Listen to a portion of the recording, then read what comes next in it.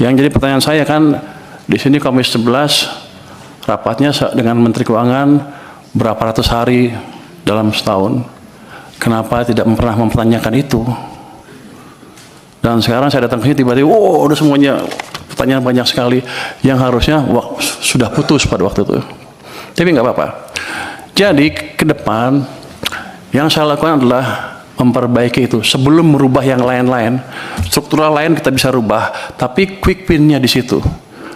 Saya akan balik kondisi yang memburuk karena langkah kita sendiri. Oh gimana? Ya paling bagus kan percepat belanja anggaran. Oke, belanjanya cepat-cepat. Tapi yang kita tahu itu nggak semudah membalik tangan.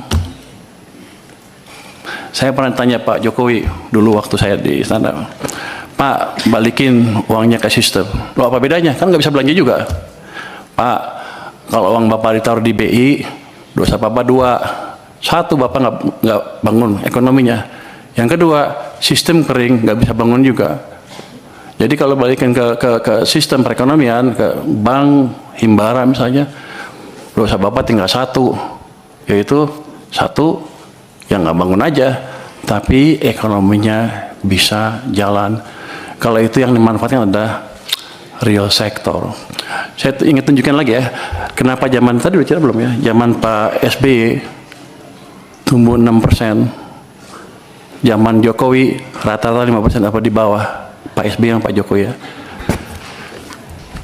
Kalau Anda lihat di pertumbuhan uang MNO-nya, base money, teori dasar moneter itu, di zaman Pak SBY rata-rata tumbuh 17% lebih.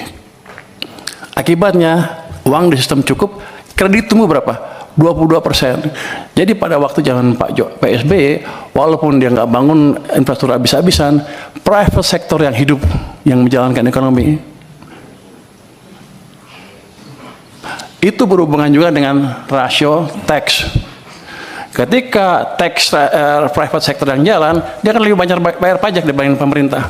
Tax ratio kita tumbuh 0,5% lebih tinggi dibanding ketika zaman Pak Jokowi.